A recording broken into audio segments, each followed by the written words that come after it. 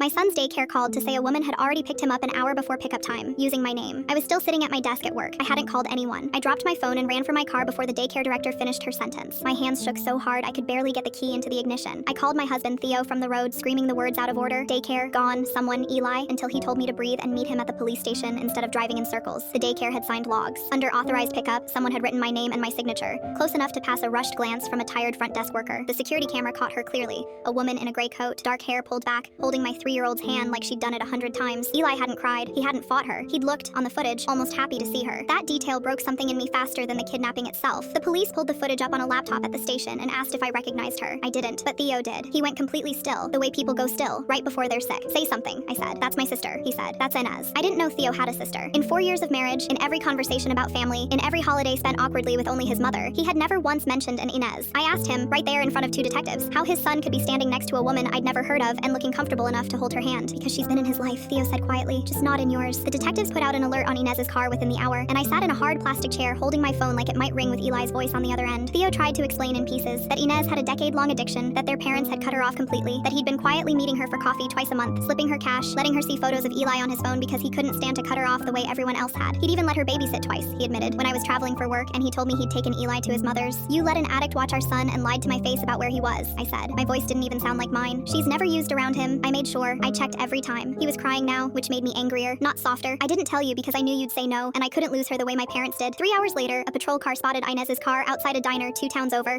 She hadn't run far. She hadn't hidden. When officers approached, she was sitting in a booth with Eli, who was eating pancakes and swinging his legs under the table, completely unafraid. Inez didn't resist arrest. In her bag, officers found a relapse prevention pamphlet, a court date for a custody hearing she'd apparently filed weeks earlier and never told Theo about, and a note addressed to him that she never got to deliver. One that talked about wanting one real afternoon with her nephew before a judge decided she couldn't have any. She's being charged with custodial interference and falsifying pickup authorization, and I want her prosecuted, because what she did to my family in that hour was unforgivable regardless of her reasons. But I also watched security footage of my son laughing at pancakes with a woman he clearly already loved, a woman his own father had been quietly protecting for years while I was told nothing. Theo says he did it out of loyalty to a sister everyone else abandoned. I understand loyalty. I also understand that he built an entire hidden relationship around our child and let me discover it through a kidnapping alert instead of a conversation. Eli is home now, unharmed, asking when he can see Aunt Inez again. I don't know what to tell him. I don't know if I'm looking at a man who made an unforgivable choice to protect someone he loved, or a woman who was failed by everyone until she failed all of us the same way back. I only know that when Theo reaches for my hand at night now, I still haven't decided whether to take it.